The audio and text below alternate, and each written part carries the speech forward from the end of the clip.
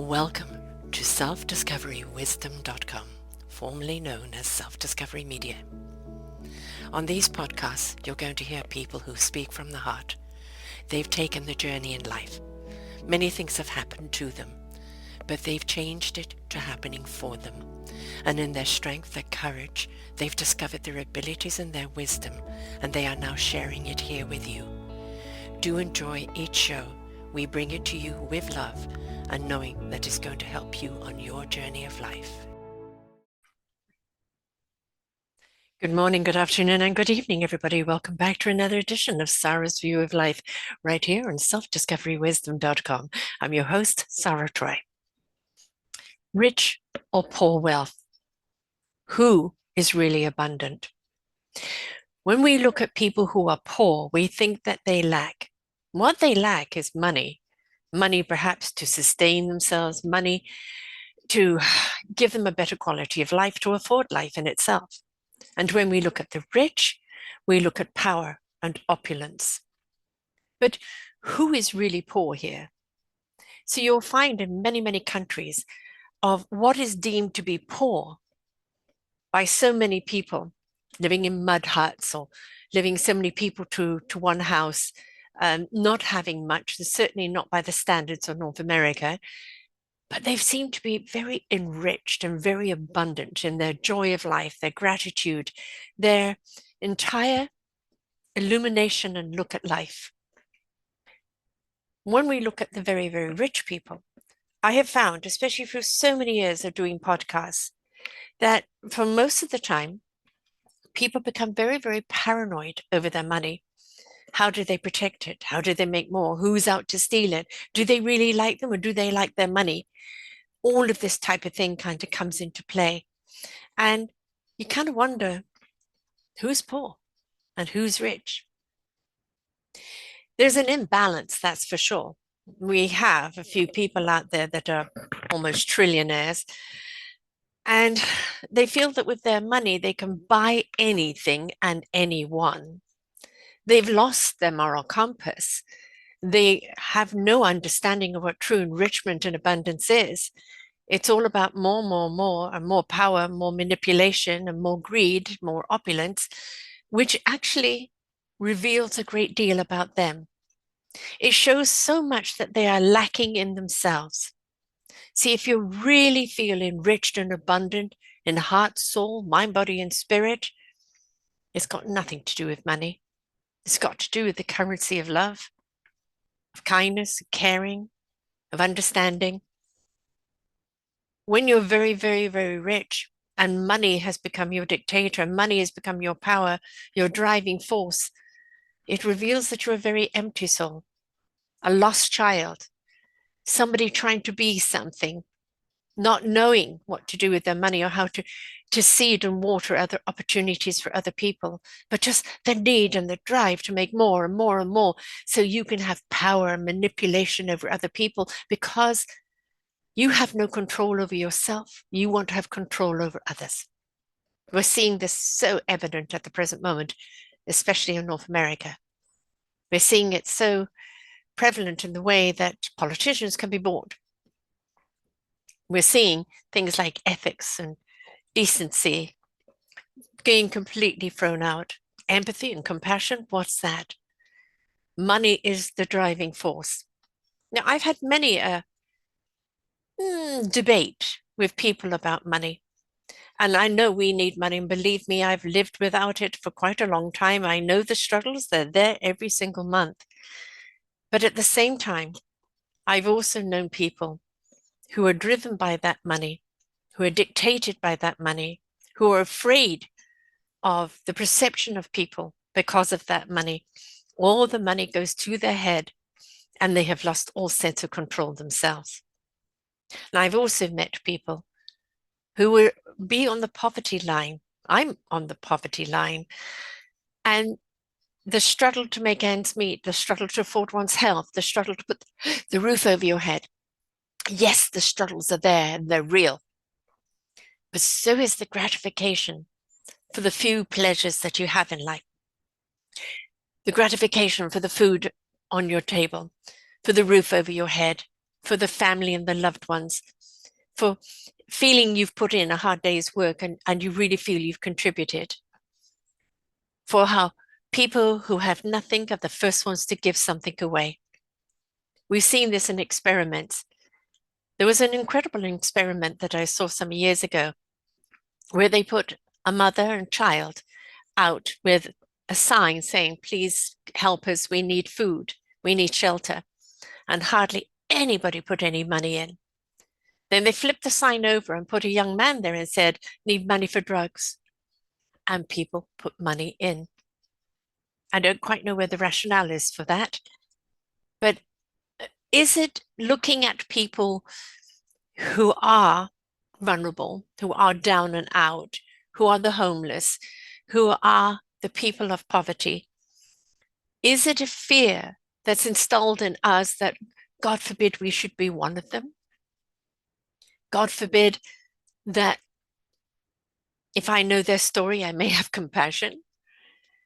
Again, I have interviewed people who had it all and then lost it all. And they said the humility, the passion, compassion, and understanding, and the redirect and the reset that it gave them truly made them enriched and abundant and understood what real currency is. It's love and kindness. And then the people who continue to do their work, I'm going to say, like myself, who don't have the money. I do my shows by donation. The people I interview is by donation. The people that hear it is by donation. Very often I have to put my own money in to sustain the platform. I won't do the big rah, rah, rah and the selling high or this or that. It's like if you wish to contribute because you found it impactful, then you contribute. But it is my compulsion to bring you shows, people I interview from around the world on so many different topics to enlighten and to illuminate your own journey in life. I feel incredibly enriched and abundant in doing this. With the 3,700 plus shows we have up there, with the people I've interviewed that have been extraordinary, people that have really stepped into their essence of who they are, why they are, and what they're here to do, what their instrument is to share. That has truly been something that's quite out of this world. And so what I see here is really where that currency of abundance is. It comes from the heart. It comes from the soul conviction. It comes from a place of kindness and compassion and understanding. It comes from a place of really wanting to make a difference in other people's lives. That truly understanding that to illuminate, to enable, to lift someone else up, the repayment of that, to know that you've done that is really quite beautiful. When we look at the ultra rich, and there are some that, I say, go make a shitload of money, please do. But what are you doing to reseed opportunities for other people? You weren't given that money to hoard, to be the miser in the ivory tower. You were given that money to seed opportunities for others, to pay it forward, to fuel somebody else's dream, to enable other people to get out of the struggle. That will make you a richer person, not the money. So we know that when they've got that much money, it's corruption. It's all about negotiation, buying people. Yes, I'll call it. Elon Musk bought Trump. Now he thinks that he's the president. The man is delusional. There have been many people who have stepped up to talk about how he runs his operations and how deranged he really is. No amount of money in the world is going to help him become the human being he needs to be, because he sold his soul to the money devil and now he's lost. Is there any redemption there? Only if he wants it.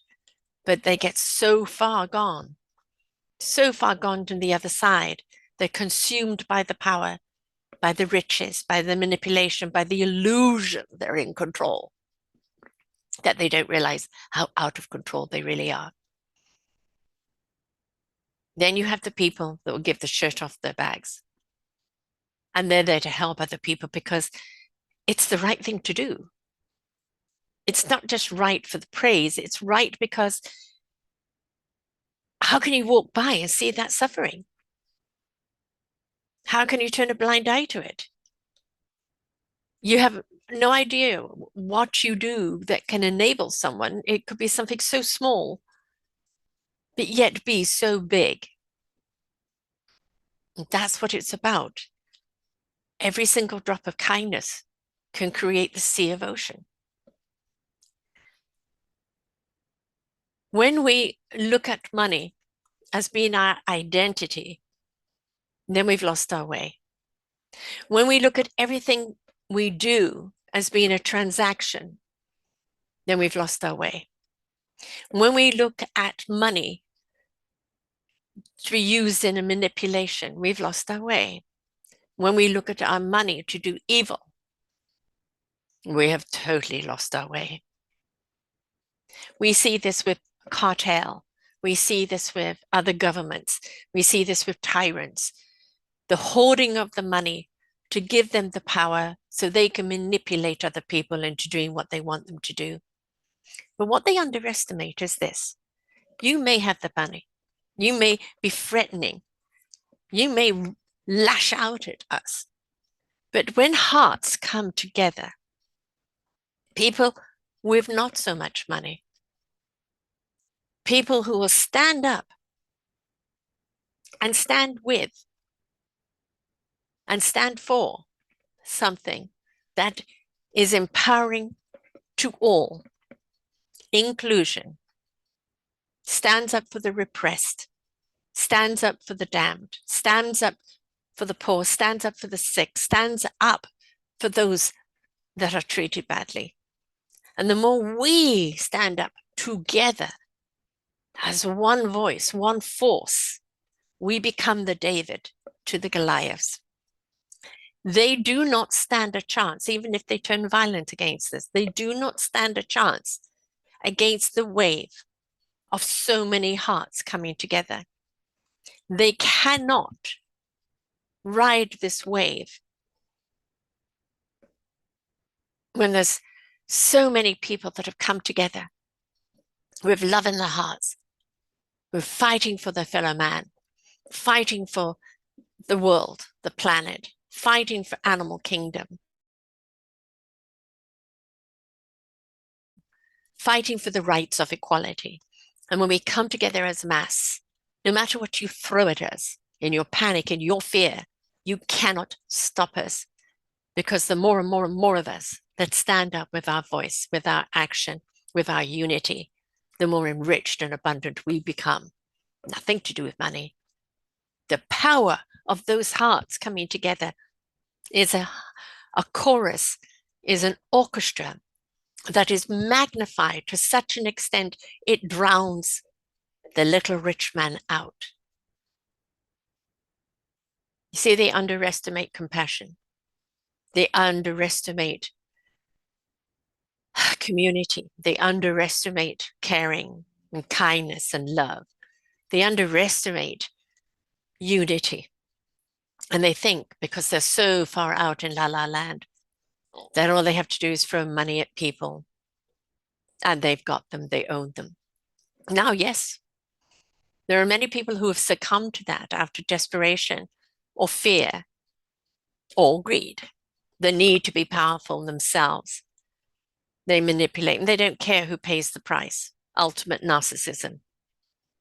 What we're seeing right now is narcissism extreme with psychopathic tendencies. Their need to be so destructive to so many, to cause so much suffering, to make themselves feel better, is the cry of an inner child that is dying inside, that wants to be heard, that wants to be seen, that wants to be held. And they ignore that child all the time.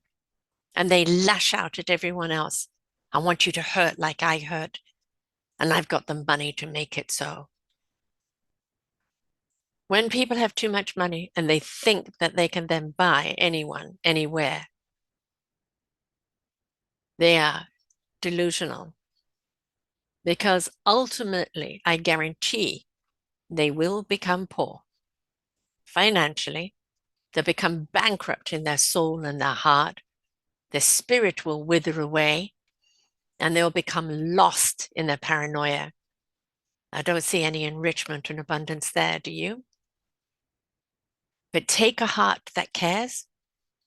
When you're aware, you care, you step up and stand up. When you do that, and you have others that join you, and collectively, in one harmonious voice, you sing out, you will drown them out. They could only withstand so much. They're allergic to love. They're allergic to kindness.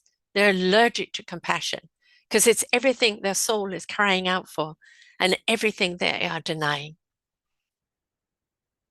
You can hit them where it hurts. Slap them in the face with love. Slap them in the face with accountability. Mama approach.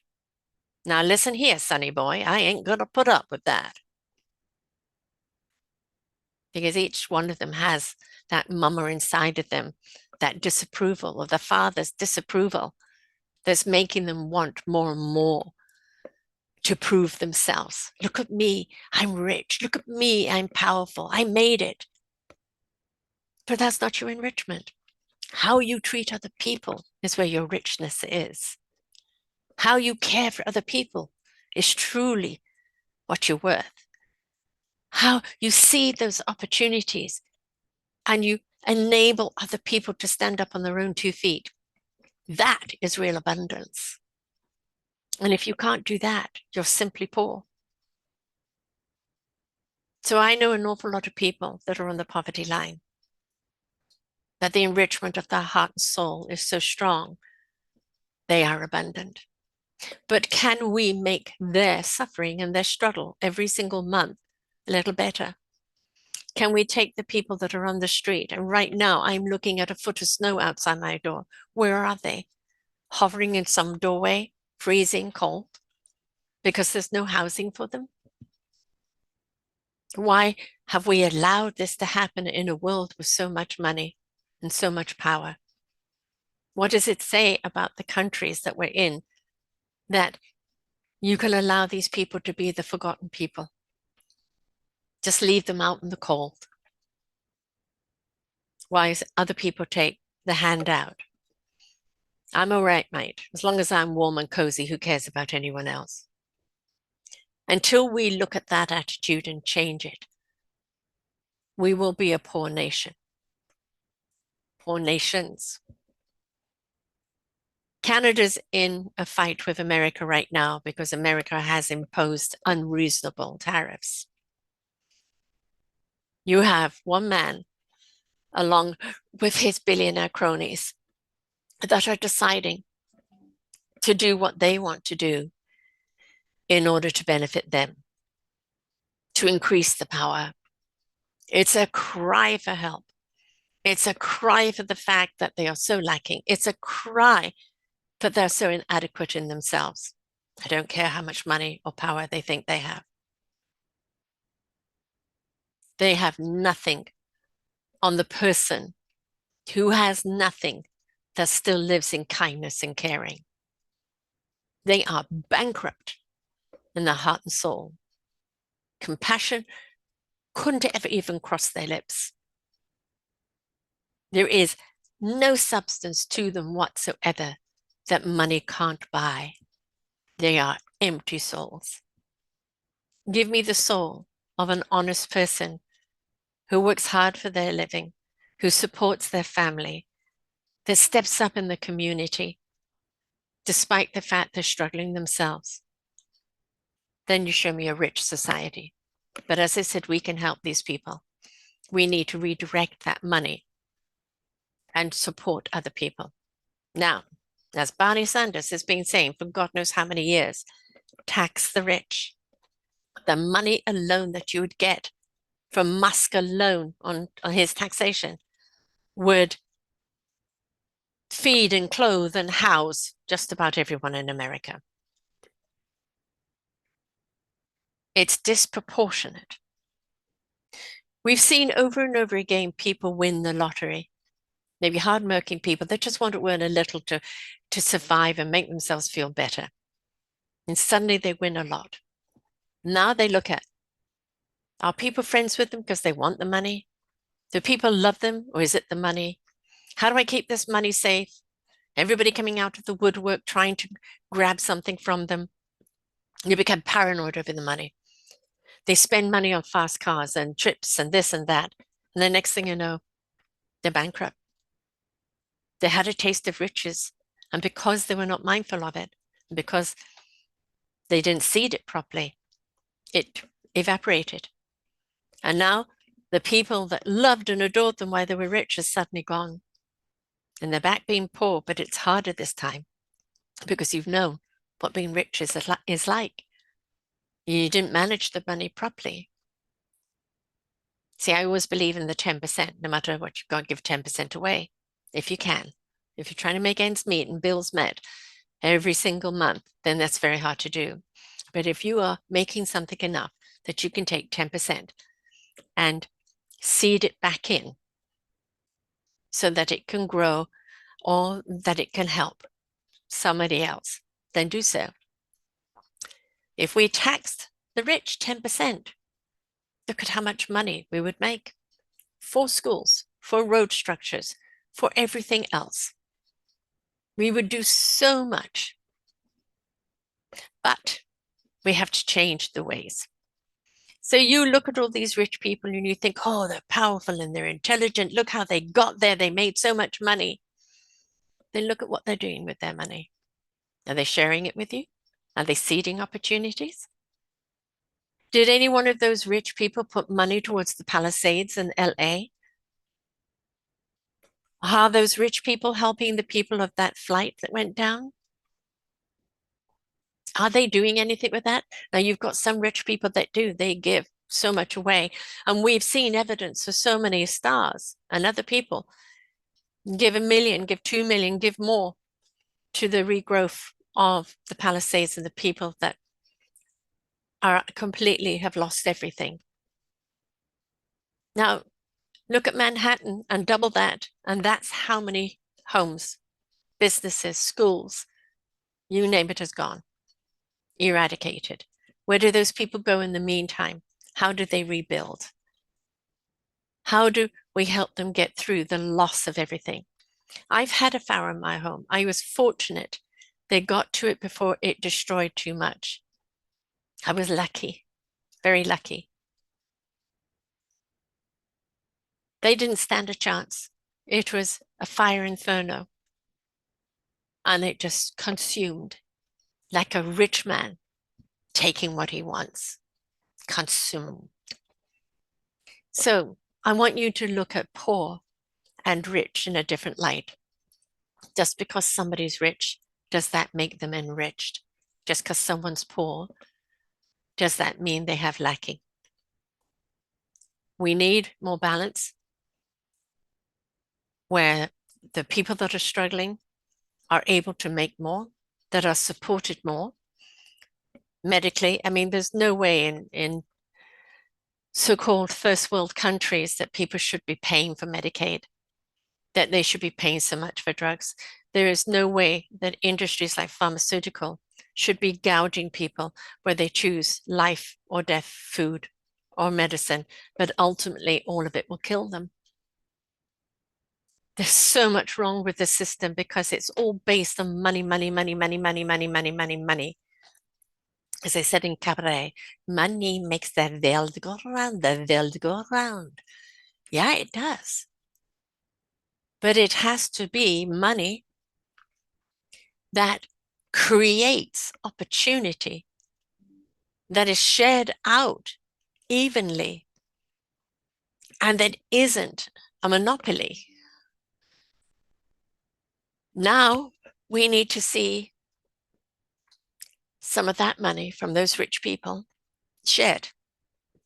Taxation needs to be there because look at everything they're doing. What are they doing? They're taxing the poor. They're taking away subsidy from the poor. Why are they doing this? Maybe it's annihilation. They feel getting rid of the poor will make them richer and more for them. But they're so short-sighted. I often talk about the ivory tower, but I'm going to call it the ivory Trump tower analogy. Now, up in there, in the ivory tower, amongst their gold, counting all their gold. Look at me, I'm rich, I'm rich, I'm rich. I just have to tell everybody what I want them to do, and they will do it because I'm so powerful, I'm so rich. But they're not taking care of their foundation because they're not paying the people who take care of the foundation enough to do so. And the next thing you know, floor by floor, they begin to crumble. Nobody's sustaining because they won't put their money back in. They won't treat the people that are keeping that maintenance up enough to do so. You will see all these rich people crumble. At the present moment, they are so wound up and they're so hung high on their power. But you will see how that will change. How long, I don't know. Hopefully quickly. But the pushback is coming. And we, as a Canadian, do not want to inflict tariffs on America to everyday Americans. We don't want to do that. But we've been forced in a corner to do so. It's an outright war. We didn't want the war. Who wants the war? Only the people that profit from it. Do you think any of those tariffs are going to go to the American people? No. Most certainly not. So, who is rich and who is poor? I am, by financial standards, poor. What I get in my pension is considered right on the poverty line, just a little under. But I feel very, very enriched by the people I get to interview, by the books that I produce, by being consequential in my children's and grandchildren's life, by standing up for my fellow man, for doing whatever I can do in order to enable and help other people. This is where my currency is, the love of what I do and the love of why I do it. Could I do with more support? Hell yes. If actually everybody paid me that I interviewed, or occasionally other people donated, it would make such an enormous difference. Just a little bit would make enormous difference.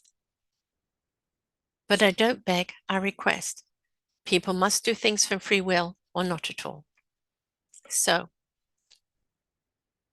are we going to kowbow to these rich, power-hungry people who are so desperately insecure within themselves and give in?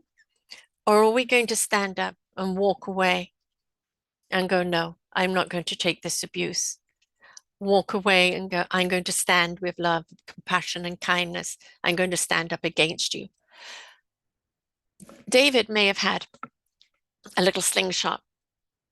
What we need is a whole army of people who come with the weapon of their heart, their compassion, their soul, their spirit, their kindness, their empathy, but their no-nonsense attitude that they're not going to take this anymore, and come together en masse. Let us depower the power hungry. You're not going to humble them.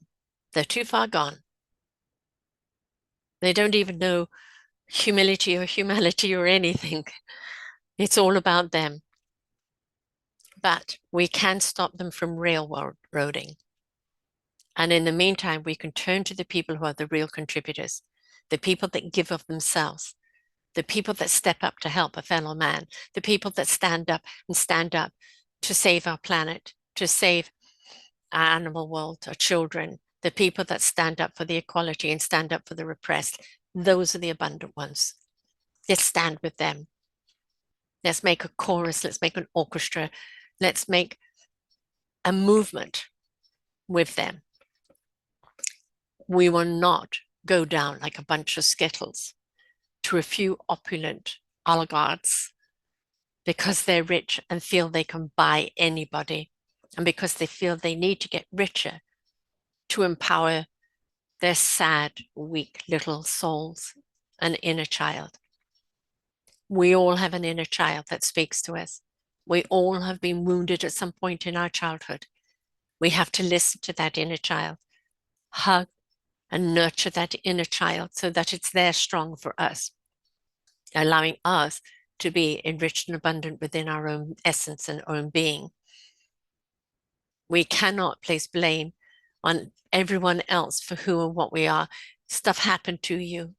It happened for you to go through the process of self-discovery and come out as a person knowing your meaningful purpose, your contribution, your skill, your gift, and how to share it with others. Abundance, enrichment, empowerment. If you're so hung up on six figures, if you're so hung up on money and the Armani suits and the sports car, and has anybody seen that new Tesla, the army tank thing? It is so ugly. Anybody driving that is screaming a lack of self-worth. It's all ego driven. Look at me, look at me, look at me, for all the wrong reasons. So this is my view on wealth and poverty. I don't like being poor, I like to be a little richer. And I know exactly what I'd do if I had X, Y, and Z of money. I know exactly what I would implement and put into place and the people I would empower. I know exactly what to do with that money.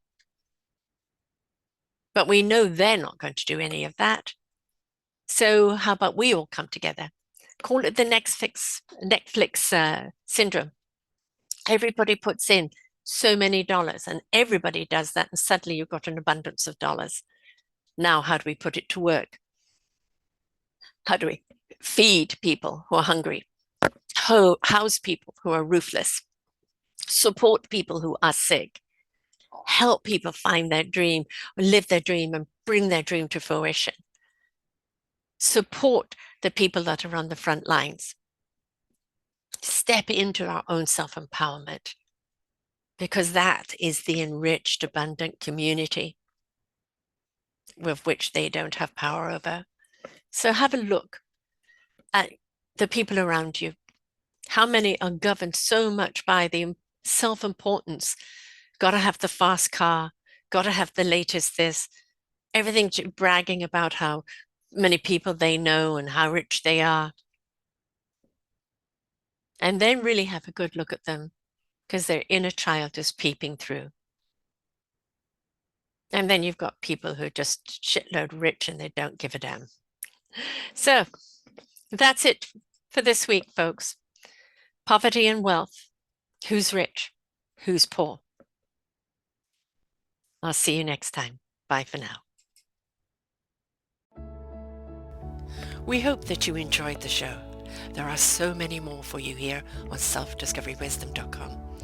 Just go to the podcast tag at the top there and you will see all the many genres and all 3,000 shows ready for your listening. We are here to serve you, to help you on your journey of life, and we know that through inspiration it begets invitation. We are supported by you, the listeners, and those that we interview. Anything that you can spare us in donation would be greatly accepted, and we do hope that you enjoy the next show.